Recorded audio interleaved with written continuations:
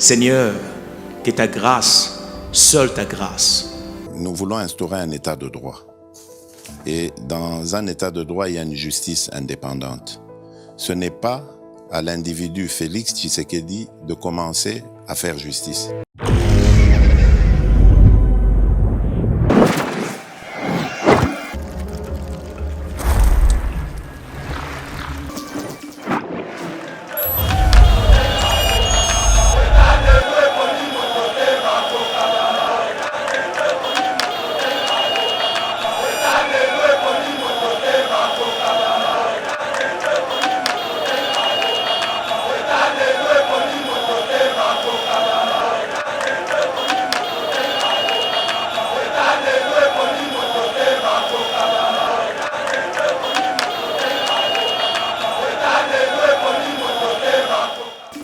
Pendant 18 ans, il n'y a eu personne au Téléma. Aujourd'hui, quand on Rwanda, docteur Mukwege, on a scandalisé. Je sais que je dois voir l'image dans le Kayango. On a la prochaine édition. On a son dernier docteur Denis Mukwege a Téléma devant Mindé. Après savoir, pour la seule pour que ça image, comment on m'a quitté passer. C'était où la main de comment pour c'était où la main total comme non tu dois se trapper un jour au sommet pour que ça succès ma casse on a hôtel du frère nani avec la chou président de la République a postulé c'est ça parce qu'il a investi au Congo pour investir dans Congo on s'en pas cela veut dire botika ba busoba wana wana est-ce que ba busoba on peut pas tolérer ce genre de histoire là. Nous avons au sommet de l'État un président qui est 100% congolais avantage à faire ça les lois sont dans les Kamunaye le Rokando na yebi soto ke no 11e rue de Kotibo ke ma maman Marthe tanto ya to pesi Martha weko andibi et surtout pe ba milliard ngo boye na ngo te bozu ya ngo kaka tant que Moïse Katumbi ngana tant que Moïse Katumbi sera gouverneur ba désavantage de ce Congo a sorti pourquoi kosenga peuple katangé ba se réunir ba télé na makambo aujourd'hui parce qu'il a dit que non Katumbi peut lui donner les billets de banque au Soukaye. Pour ses intérêts personnels, les gens s'enflamment que non, bon, c'est la loi pour la Katoumi. La loi est dire, mais c'est la loi. C'est la loi, tout ça. Et si... Mes chers compatriotes, bâtir le Congo demande du patriotisme. Nous vous invitons à vous joindre à nous pour construire notre beau pays qui est la RDC. Appel de Maman Pauline Lumumba, présidente RDC Monde, à Genève. Devant vos écrans, nous sommes à 44 318 francs suisses à la date du 20 janvier 2021. Quels sont les pays qui ont participé cette année activement? L'Afrique du Sud, l'Allemagne, l'Australie, l'Autriche, Belgique, Canada, Danemark, Écosse, Espagne, Finlande, France, Irlande, Italie, Japon, Luxembourg, Norvège, Ouganda, Pays-Bas, RDC, Suède, Suisse, Turquie, UK et les États-Unis. En tout cas, nous comptons sur vous pour atteindre cette année 100 000 francs minimum pour commencer nos projets. Bandeko nanga kotonga mboka esengi ka bolingo. Bino moko bomoni transparence to laksi bino côté mbongo. Moyibe yate, lokuta pe ezate. Alors boya to sangana to tonga mboka na biso les grands Congo. Merci. Malobaya, présidente RDC Monde, Pauline Lumumba, à Genève. Bonjour mesdames et messieurs, bienvenue dans notre émission Éveil patriotique, émission Oyo Topé Sarabino.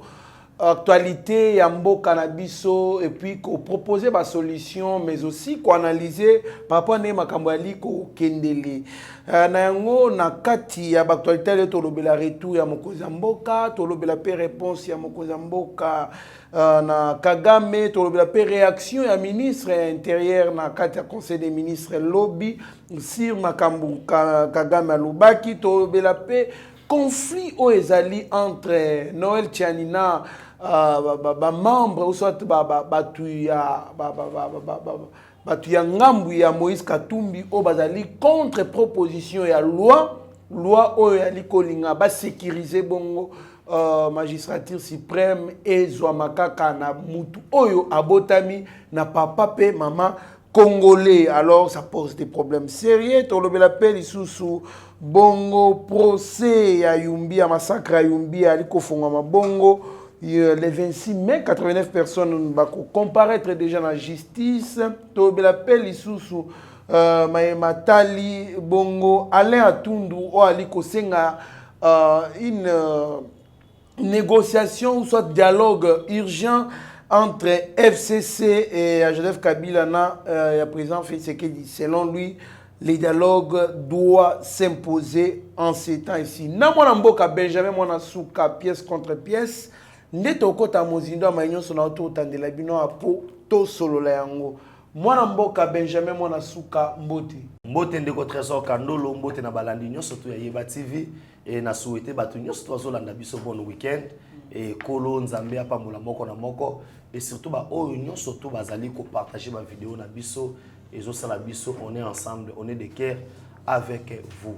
Merci beaucoup en tout cas na ba nyonso bali kolanda biso bisika bozali bon week-end en tout cas bolekisa week-end oyo ilongo na kimia ezana mitema na bino mwana mboka Benjamin mwana suka mokoza mboka après uta sommet ezaki na France ezaki ko financer bongo ba pays africains à Zongi après Mabakou et Belé, c'est-à-dire homologue naïe rwandais, ayebaki na sa déclaration moko oyo ali konié bongo génocide congolais ali koni ko remettre en cause bongo rapport mapping et puis à Boype docteur Mukwege azali manipulé par la puissance européenne ba tumisu se consort mais mokoza mboka pe à répondre d'une manière donc propre.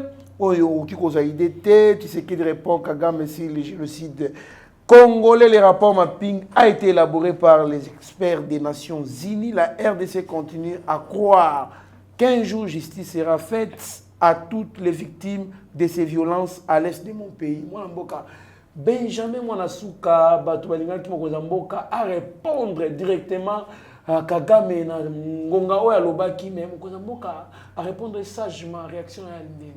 Réaction na ngai eza ya président oyo azana maturité. Président oyo ayebi comment fonctionne la diplomatie. Vous comprenez? C'est un diplomate il y a oyo a sali vie na mobimba. Comme étant secrétaire général il y a IDPS Affaires extérieures, ça veut dire c'était un diplomate il y a terrain. Il y a classe mais il y a terrain. Et c'est quelqu'un qui a mieux formé dans la politique. Pour papa, qui a botti et c'est que du Wamulumba. Nous savons l'empreinte qui a tika na mokili. Et biloko ana mi baleta mo sangesi yango. Et ça lié Fati Béton, Mukwantombolo, Muamai, Mula Munkwa Sakaninda. Ça veut dire et ça lié autre bengi dimension ya sagesse. Mukolo moko bisanga lobi sage, soit il répondre mutu afin d'en kimia. Sage a wele la raté. Awa to kende lelo na Rwanda, so talibiso lelo na Rwanda ndeko trésor, Rwanda ikomi na suka. Kabal nyoso to bande ko meni.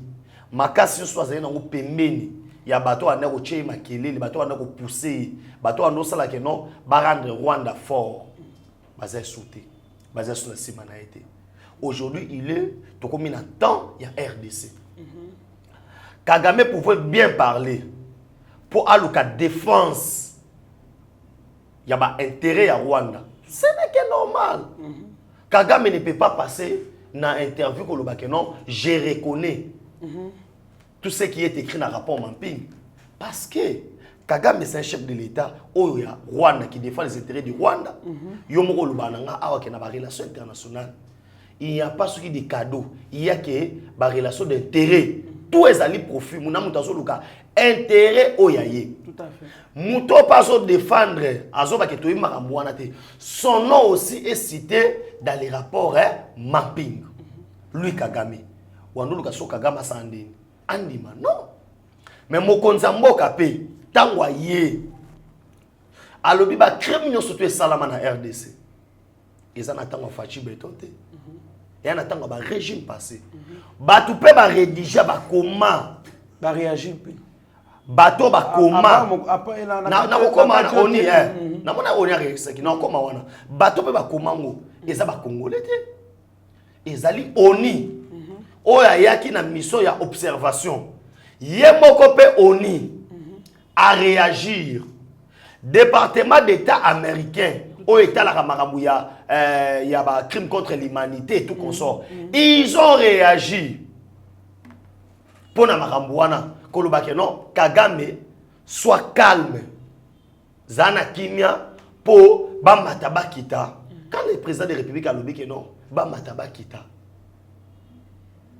justice au salema ba benga ba ni fachal bandini ba mataba kita na okota na wana na kubundisa Kagame ou soit je ne pense pas nazoye ba to soutenir muto so que non il fallait président de pays afinga Kagame ça pas de sens un chef de l'état peut-être ba twana bango ba koli na culture wana voilà yango ba ligne culture wana voilà or Kagame se sentait à l'aise na koya na Congo ko sala nyo surtout na moment ya Kabila parce qu'il y avait des généraux oyo bazaki infiltrés sotel na kata rapport mapping ebele oyo toyebi na bakombo ya Joseph Kabila mais na kata rapport mapping là où je suis awa nazo sabino bozo rapport mapping on pesa numéro na suka bozo rapport mapping botanga na kata rapport mapping non seulement botanga kombo ya Benjamin mais ba opesa na kombo na ya mboka na kombo d'origine ba koma pena que non Benjamin de son vrai nom Mambweni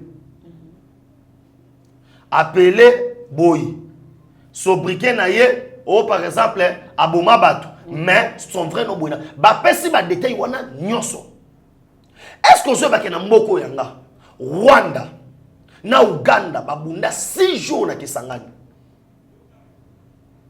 2000 morts na 6 jours ba welela biloko na mboko yanga 6 jours, 2000 personnes.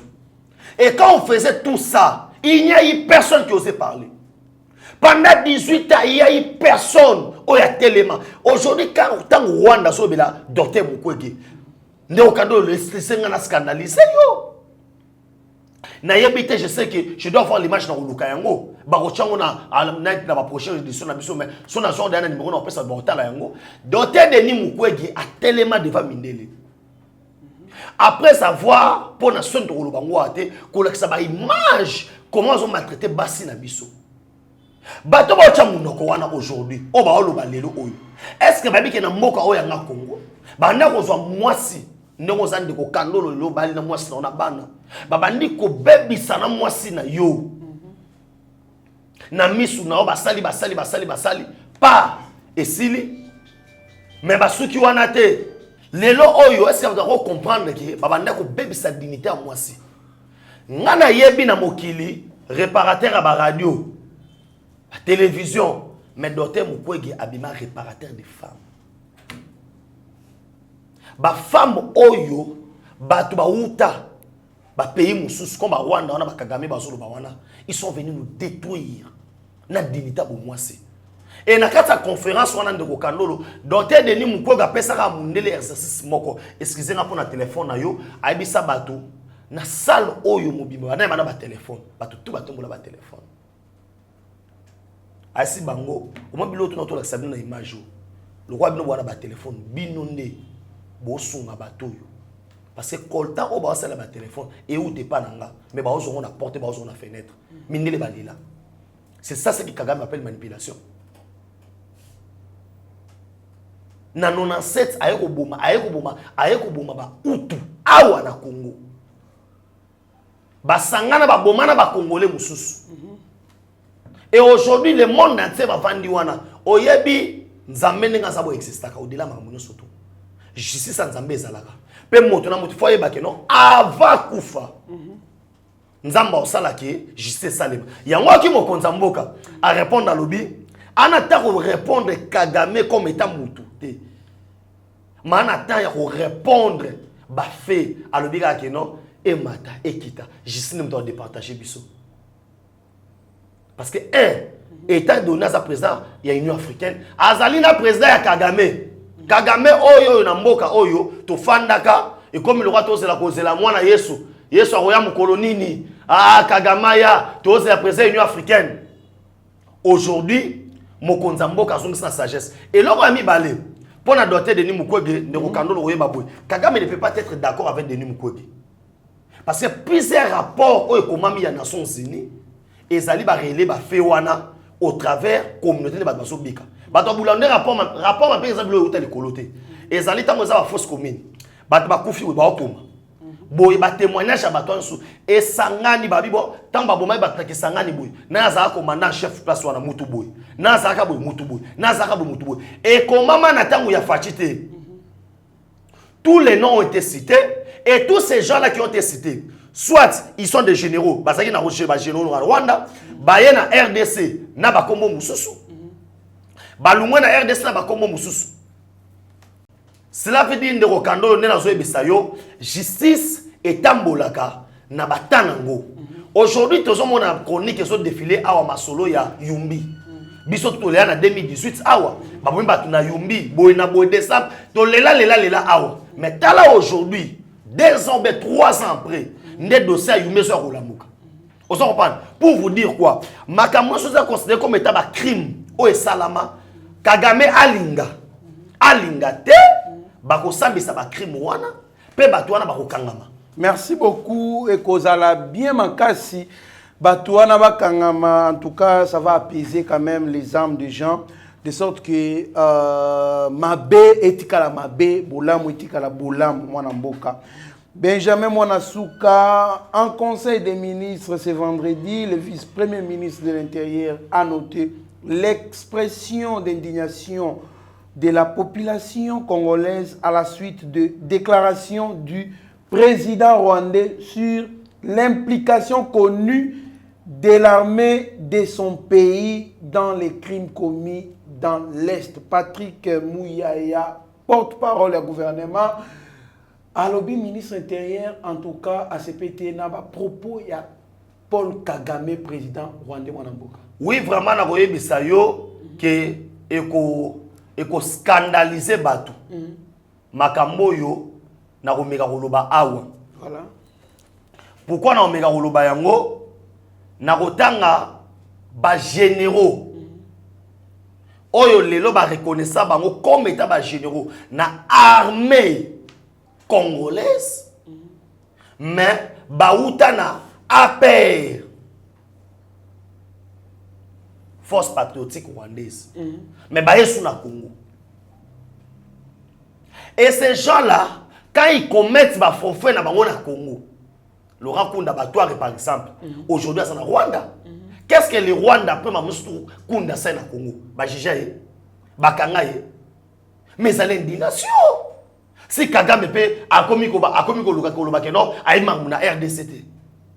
Bosco Taganda batinye na ces pays comme étant nani généraux congolais. Ma commis na Rwanda a commis na CP asambi comme nani. Asambi comme nani. En renseignement militaire. Quand nous disons que non, l'armée congolaise est infiltrée. Aujourd'hui, état d'urgence, ça nous confirme. Nana Rwanda na aujourd'hui que non, ba Rwandais ne ba sema kamwa bena mboka na biso. Nana Rwanda na. C'est pas même la communauté internationale, mais c'est la communauté internationale qui soutenait Kagame, qui a écrit ces histoires-là. Le ministre de l'Intérieur a raison. Le ministre de l'Intérieur a raison. C'est cette communauté internationale où ils ont conduit par Nicolas Sarkozy. On va protéger Kabila. On va protéger Kabila na Kagame. Administration autobénie à Bush. Ils ont accepté Barack Obama. Comme étant na ba origine na bango, net Barack Obama na origine, Bill Clinton na ba intérêt na ekuna. Et aujourd'hui va nier quoi? Ako nier que ba un certain ba Bisengimani, ba général Ngwakuvu, ba général Rukumbinza.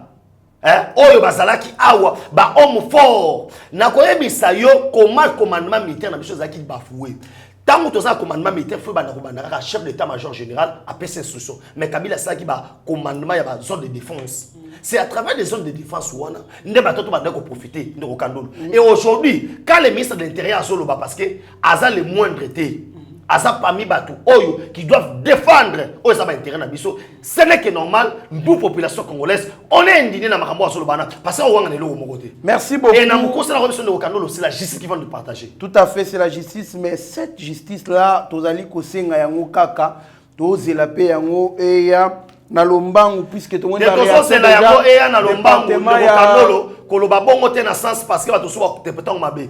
Tozela ngo ya na lombangu te. Ba fait zali wana mambo ezali ebele na ngina biso nini na kati ya mambo tali rapport mapping eza bato baza en fonction eza bato baza en fonction te. Moi je pense que il faut nous surtout être stable, on doit d'abord tranquilliser mambo ezali na est de la République ba mataba qui le tribunal pénal international tanga des rapports mapping. Merci beaucoup yango na lobby toza na poste justice wana ya na lombangu po bato wana ba répondre na ba acte na bango ezala bien makasi. Toali koko ban émission na biso en tout cas ezali pasi mingi comment na makambo ali ko salema tolinga kande boye quand même ba répondre bango d'une manière politique pas et puis on sent que c'est les hommes d'État qui répondent donc beaucoup zamboka répondre d'une autre façon et moi je vais les répondre d'une autre manière. Ndenge pe ministre intérieur peut répondre d'une manière sage. Ils ont correspondre par rapport à ses sentiments. Nenge ba set kikuni, ba prince penge, ba timisusu ba lingaki, ba homme d'État va répondre selon ba sentiment nango pour ba trouver ba populisme na bango na makambo oyo bango bali koloba ou ça ko déclarer. Moi na mboka Benjamin Nasuka, la force armée congolaise continue avec ses exploits. Tout le temps la vidéo est bon to kutanashima. Ce 22 assaillants ont été tués au cours de différentes offensives menées par les FARDC dans une période de 10 jours. 8 armes à feu ont été également récupérées, sans compter une soixantaine de leurs collaborateurs arrêtés, confirme le porte-parole des opérations Soukula 1. Lieutenant Tony Maloucha inscrit ce bilan dans le cadre de l'état de siège décrété par le chef de l'État il y a quelques jours. Le nombre de terroristes neutralisés pendant les 6 mai, le jour de l'entrée en vigueur des mesures du commandant suprême des forces armées, est plus élevé même que dans les temps passés. Si je peux vous faire un bilan exceptionnel jusqu'aujourd'hui le 17 mai, donc c'est-à-dire au moins 10 à 11 jours, nous avons au moins neutralisé 22 ADF sur l'ensemble de notre zone opérationnelle et récupérer 8 AK-47. Tout ça, nous l'avons fait sans compter les collaborateurs arrêtés parce que les collaborateurs sont au-delà des 60 que nous avons arrêtés. Alors ce sont des collaborateurs souvent qui donnent la force à l'ennemi. Il n'y a rien qui est en train de se perdre. L'état de siège est en marche. Le 17 mai, c'est la journée nationale des FARDC. Les porte-parole des opérations Soukula ont dit être fiers du travail abattu par les FARDC. Depuis que cette journée a été décrétée, les FARDC montent en puissance, estime-t-il. Comparant les deux périodes, 1997 et aujourd'hui, l'armée est en train de monter en puissance. L'armée montre sur le terrain de quoi il est capable. Je pense que dans le temps, il y a plusieurs victoires que notre armée a enregistrées dans des théâtres d'opération sans l'appui d'une autre armée au niveau international. Mais c'est la même armée qui est félicitée à travers le monde. Nos erreurs, oui, nous allons les améliorer, transformer nos faiblesses en force. Je pense que c'est le Congo qui va gagner. Il s'y est de rappeler que depuis plusieurs années, l'Est de la RDC est en proie aux conflits armés, notamment Beni, qui assiste aux tueries massives et répétitives des civils par les groupes armés. Moi mboka Benjamin wana suka wana ezali armée na kati ya zamane bali ko bunda bali ko expliquer ndenge bakangi 65 collaborateurs ba ADF na lu bali ko expliquer ndenge ba neutraliser ba tout et consorts. En tout cas, ça avance bien, on récupère les territoires qui étaient occupés par les rebelles. En tout cas, tout va bien. On espère qu'avec cet état de siège, en tout cas, on va éradiquer cette situation de l'insécurité à l'Est. Kandolo, mon frère, et ça dit que tout est ce qui n'a pas s'accomplir malem et malem. Pourquoi?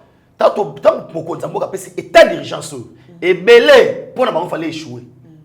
Et belé Oh, mais net ba muzito wana ba Joseph Kabila rolingake état déjà c'est Simbata. État de siège. État de siège pardon Simbata. Ba tout le monde ba presse pengi wana. Pona bango, au moins na état de siège. Si vous avez par exemple il y a une perte d'investissement à 2000 personnes congolais ba kufi. Banda ba bandi o kite no état de civil ba kufi. Amazo bunda na professionnalisme moko incroyable. C'est pourquoi nous demandons de soutenir les FARDC na biso.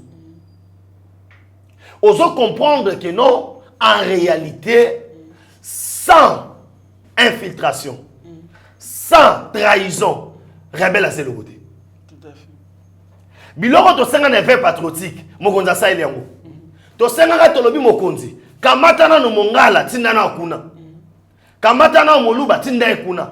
Kamata pe mukongo tinda ekuna. Mokonza sa elengo. Tant de soins avancés. Ba grand chef rebelle 60 va déposer. Ba village banzetala lokitezo beta. Et puis dans ce son ami tout, ba besoin ultimatum il y a 15 jours. Ba bima. O ba tikali mikemika bima na zamba. Pour les opérations bima na zamba. Soko boyi. Tant ba ko koto za la ntaba, o za la même là la nasi. Merci beaucoup, Mboka Benjamin. En tout cas, coup de chapeau na FRDC, Batunion, Sobiska, vous allez tout Congolais, vous allez moi Mboka soutenir FRDC.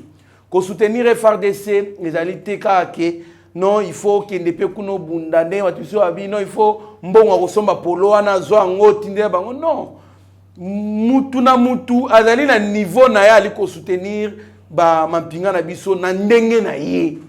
Et c'était que ce mutasombi polo alati ndeyo ozalaka contre régime yo za contre réussite ya kimia ezonga na est oloba ke non mbongo wana mieux vaut ko mbongo ko tinela ba militaire non monsieur eloko ne loko muto ça la part na ye na niveau na ye totika ba sentiment na ya muto publier photo na ye a soutenir faire de salati polo yo bando commenter na ndenge ya mabe o décourager muto wana non c'est pas comme ça qu'on soutient qu'on aime les pays c'est pas comme ça qu'on est nationaliste c'est pas comme ça qu'on est patriote en tout cas il faut tous ala na bolingo ya mboka oyo to soutenir ba FRDC na biso na moment ya makasi o bali kolekisa na est na biso mwana mboka Benjamin mwana soto ali okoba na émission na biso polémique entre candidat malheureux na l'élection il y a décembre 2018 Noël Tchani mois d'envita na clan ya Moïse Katumbi en tout cas ezali ya koinda kuna Jean-Claude Muyambo yeba na kosa déclaration Jean-Claude, bon, donc c'était une déclaration. Jean-Claude Muyambo appelle tous les Katangais. Au propos, il y a un tribalisme. Jean-Claude Muyambo appelle tous les Katangais. Pourquoi seulement les Katangais? À barrer la route aux idées incendiaires de Noël Tchani. Pourquoi? Parce que Noël Tchani, vous êtes dans la démarche où il y a initié loi moko dans l'Assemblée nationale comme loi s'appliquer dans le Congo, il y a que va sécuriser un peu la présence de la République pour lutter contre l'infiltration et puis sauvegarder la souveraineté de l'État congolais. Dans le sens, il y a que article 79, il faut Congolais postuler comme président de la Congolais d'origine. Basa le lango na lolenge longoba, c'est-à-dire tata maman. Basa la ba Congolais, il y a solo pour postuler. Mais ça pose des problèmes en Mboka. Jusqu'à tel point qu'on benga bakatangé. Pourquoi ces déclarations tribales comme ça, mon Mboka? Vraiment, de Rokando, on a sepé la ratang, on a terme, il y a Congolais, il y a Dora. Hein? Il y a Dora. Moi, je pense que, dans la logique, on a passe et l'on a posé problème.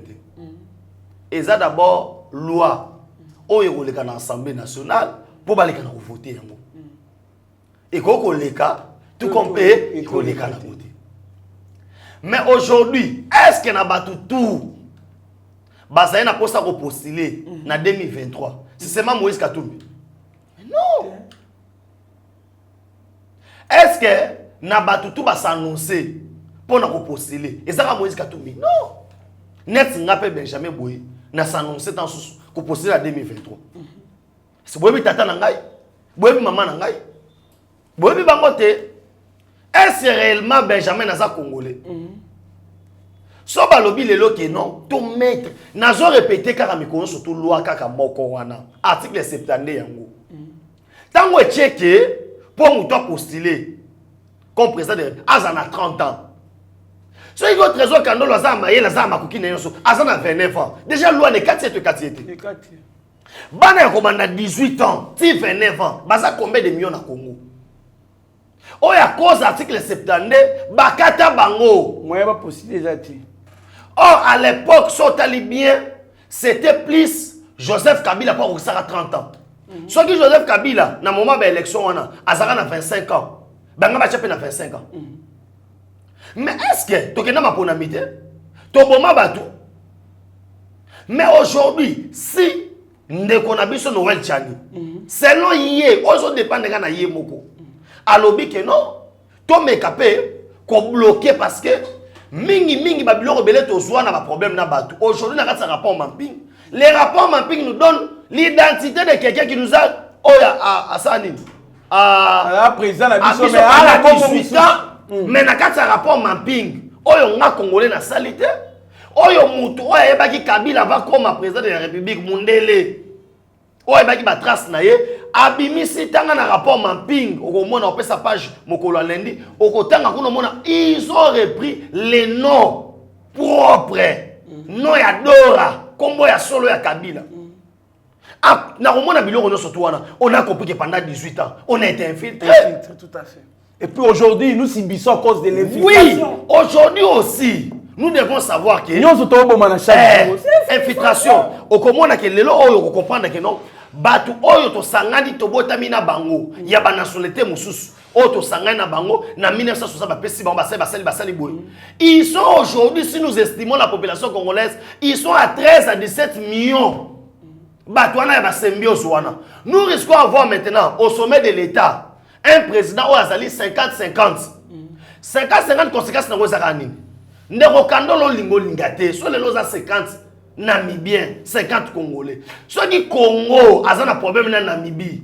Atata moi sinon na Namibia kobenga kandolo na biso yeba atosa kuna président na Congo mais yebela. Okomona ke ba décision banda kozwa et qu'on s'arrête de 50-50. On a vu ça aujourd'hui. On a vu ça na Rwanda. Pendant 18 ans na Rwanda. Le Congo a subi makamobo otala keno. Ce qui réellement o ande qu'on a biso à 100%.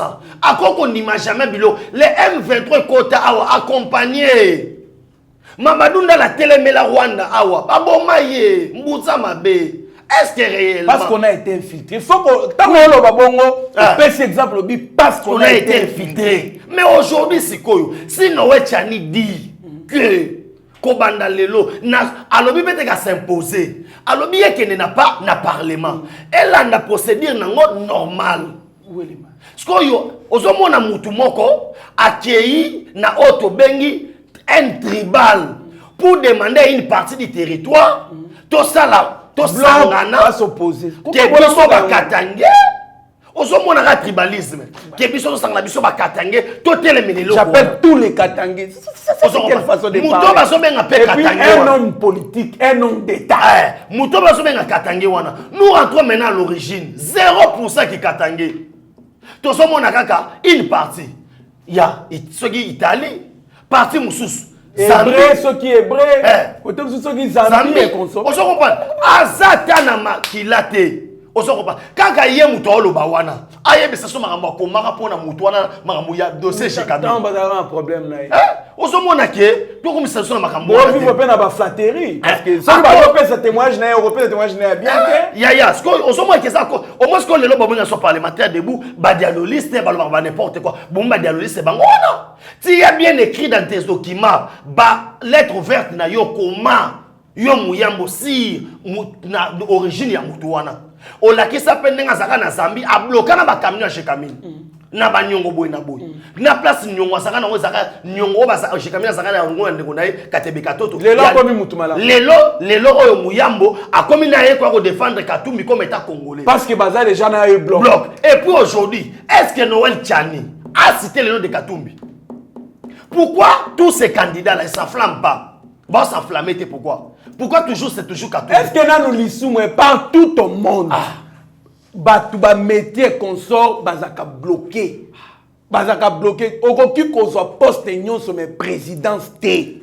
Exemple les États-Unis d'Amérique. Les États-Unis. Ba pesi ba lobby pour mouton postuler comme état président de la République de Rokandolo. Tu peux assumer d'autres fonctions. Mais na magistrature suprême il faut ça obotami na sol américain. Non seulement na sol américain mon frère, il y a quelqu'un qui m'a appelé aux États-Unis pour me confirmer. Il faut botama na papa maman congolais. Barack Obama c'est des arrière-parents américains. Arrière-parents na né bazan ba association à Kenya mais ba parents ba botier ba ça ba combat ba américain. Soso de bibongo. Mabe ya nini? Et puis pourquoi Tozo Luka Mboke bonga, ton amant vital de ciel. Pourquoi débat ne fait la mouka pene comme un makasibu? On ne veut pas ces histoires-là. Tozo moi déjà agenda caché à baton sous. Les lois sont et puis un jour, yoka. Le fait qu'un étranger investisse des milliards en République démocratique du Congo ne lui donne nullement les droits de prétendre à la magistrature suprême de ces pays. Et il continue encore. Là, c'est Noël Chan. Il continue encore. Et c'est encore plus déplaisant plutôt si ces milliards sont d'origine prédatrice des ressources du pays. Bah milliards en investir dans le Congo, on a total ce qu'on va me traiter. Vous comprenez? Le fait que vous avez une entreprise dans un milliard, il a accepté qu'il faut donc mais dans le clair puis à postuler congolais. Voilà, c'est ça. Il y a un tour là-bas au Barcelone moko na lingala balobaka. Nzeta te omena mai ndeni kuma ngando te. Pour nzeta omena mai totan ngoko mi. Non, tito ko sutraper un jour au s'occuper boyeke. Oh ça succès makasi on a hôtel du frère. Nani Abed Achou. Abed Achou, président de la République a postulé, c'est ça. Parce qu'il a investi pour investir na Congo. On s'en comprend. Cela veut dire on ne peut pas tolérer ce genre de histoires-là. Nous avons au sommet de l'État un président qui est 100% congolais. Avantage à Fachezani. Les lois sont dans les Kamounaye, les Rokando, les Biso, qui sont en 11e rite au Kotiboué. Tu qui m'a pas maman Marthe. Tant que tu peux essayer, Marthe, oui, toi, ennemi, oui. Et surtout, peu de milliards en haut, boyer, en haut, tebosi, en haut, cacao. Besoin on a Congo. Besoin on a Congo. Parce que vous avez investi, vous avez des entreprises, des industries. Voilà pourquoi vous voulez maintenant aujourd'hui non avoir les ambitions politiques. Voilà. Ils ont investi dans le Congo, des milliards ont investi dans le Congo au détriment du peuple congolais. Aujourd'hui, Jean-Claude Mouyambou, pourquoi on va retirer la Kabila nos minéraux, au Signama, bas contrat. Tant que Moïse Katumbi, Moïse Katumbi sera gouverneur. Bah désavantage de ce Congo à Swati. Pourquoi on conseille un peuple katangé va se réunir? Aujourd'hui, parce qu'il a dit que non, Katumbi peut lui donner les billets de banque euro pour ses intérêts personnels, les gens s'enflamment que non, bah ça la loi pour la Katumbi. La loi est dire mais c'est la loi. C'est la loi tout à fait. Et si oui, bah ça l'est encore. Bah sécuriser. Faut que les Congolais ou la botami la tata maman congolais des présidents. On se limite par là.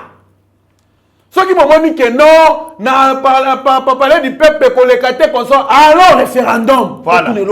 Parce que c'est un problème directement, ça revient vraiment à la souveraineté de l'État. Oui. Donc, tant qu'il y a un référendum, tout n'a pas oui ou non, ce qui il faut la Congolais voter une tatana maman. Voilà. Voilà. Très bonne idée de Rokandol. Si ça ne passe pas à l'Assemblée nationale, oui, nous allons initier maintenant pétition.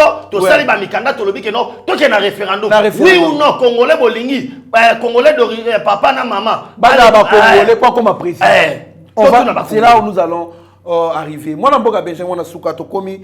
Kochite l'émission na biso ezali pas si mingi vraiment comme makambo massacre de Yumbi 89 personnes vont devoir comparaître le 26 mai à Kinshasa Mboka. Enfin vérité et ya kabalaba l'octet à l'ascenseur mais escalier. Voilà. Botomo apparemment vérité et comme parce que équité matana procès oyo ba vérité kopima. Voilà. Tokoye ba sikoyo nani azaka initiateur qui a été impliqué de près ou de loin dans le massacre Oyo, il y a eu parce que 89 personnes. Ils allaient pendant que vous battez la vérité. Moi, une bonne réaction. N'a pas les macas. L'état des droits en marche. C'est ce qu'ils ont la télévision. Voilà, état des droits en marche. On m'a montré les insultés. On m'a bâti côté. Comment on a télévisé? Vous comprenez? Et comment on a bâti côté? Oyebi Fachi, né la landi directeur de Nimuko Galobi, a lobby l'instauration d'un état de droit, d'instauration de la paix, pardon, à la reste de la République, revient aussi à une très bonne justice. Parce que, la victime, il y a bateau, tikala les autres sans tata naïe, sans maman naïe, pour baza la soulager. Au moins ni ko bonga ya Congo lelo, muna mutu Congo bonga na dimension na ye. Bandeko ya yumbi wana. O bande na mama kufa. Pona bango ko bonga ya Congo, eza soki justice eza rendu na sort ya bandeko na bango.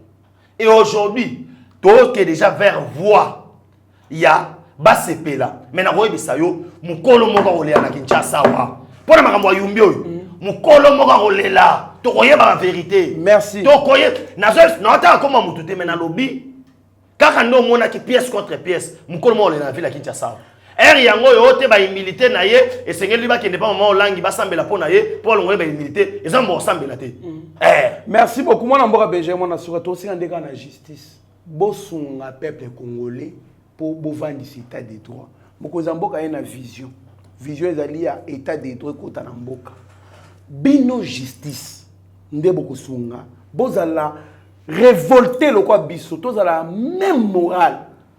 Tosunga mokoza mboka pona vision ya état de droit ekota ekokota nini na kotia justice ya solo bosambisa batu oyo bapesa bino mbongo te na biteke bapesa bino mbongo parce que ça fait un temps tout monde justice quand même ça va non eke malam en tout cas bosa l'effort bosunga mokoza mboka vision na ye evanda justice et salé.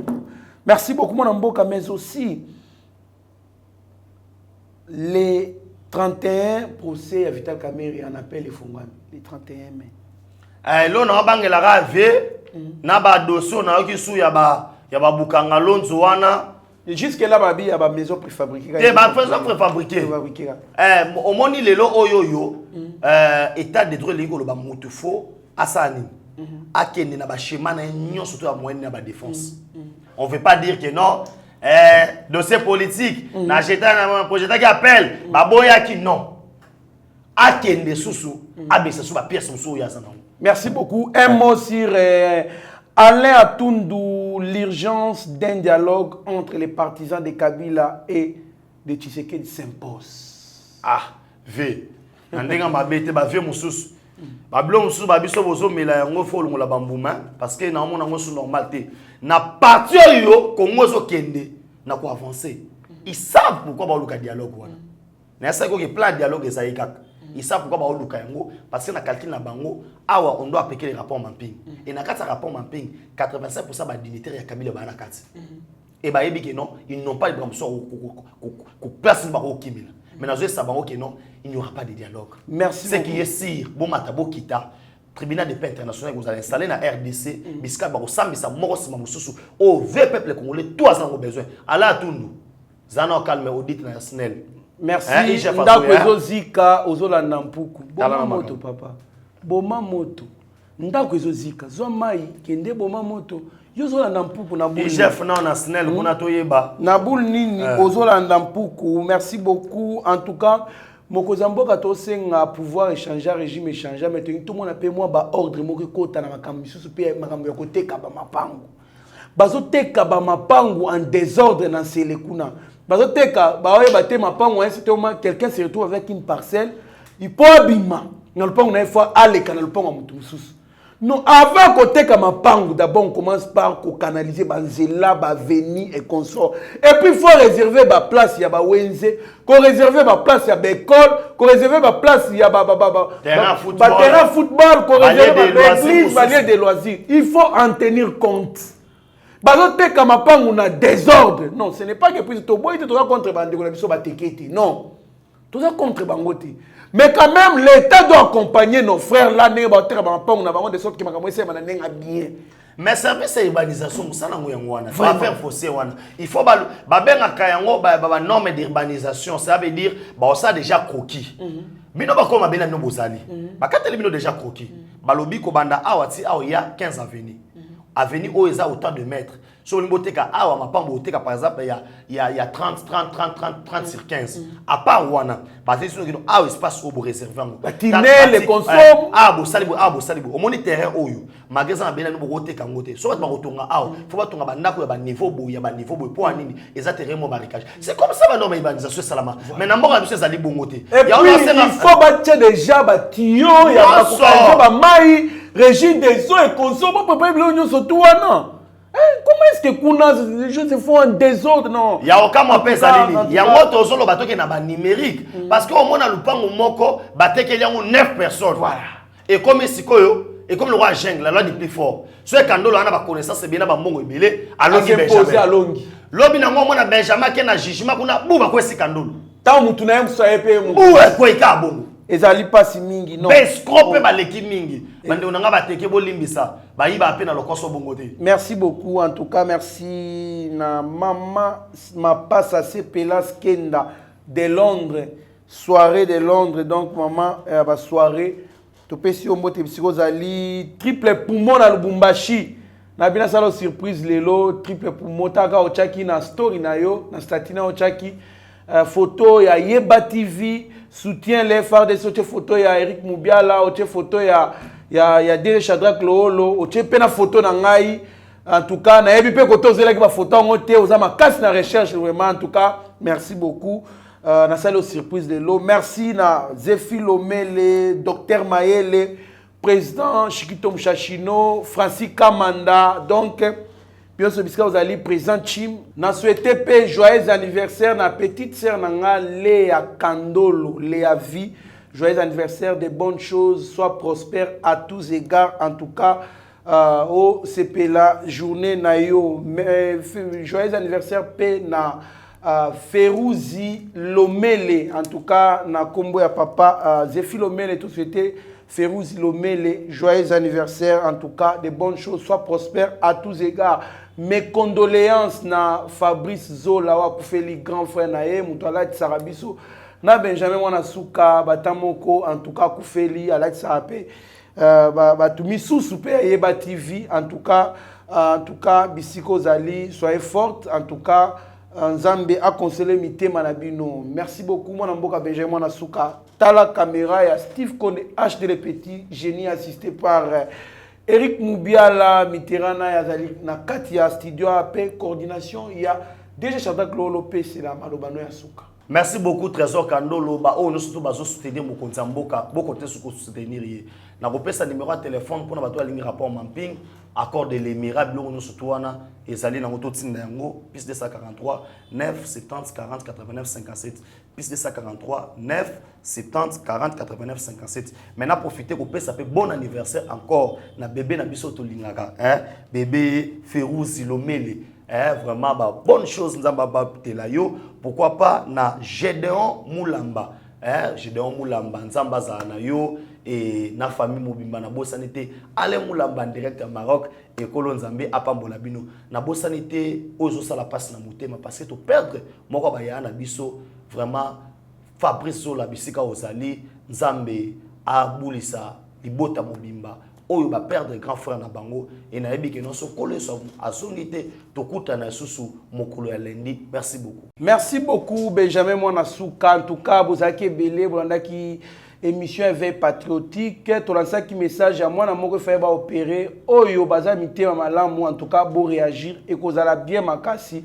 En tout cas merci na ba o bazali déjà ko réagir, c'est une bonne chose sunga muninga na tango ya pasi eza bien so bixi mwana ana ekozala elomo ya malamu. Merci na batunyo surtout oyo balandaki biso bozaya ba itando na bina mike bondaki biso. En tout cas c'est une bonne chose, c'est encourageant pour na ndenge bozali vraiment kolanda biso ko pesa biso importance na mayenyo surtout oya likoleka to pesi. Merci na Christian Mandambu et puis Olga wazali secrétaire, il y a RTV bolanda biso kuna chaque 18h p rediffusion na 8h.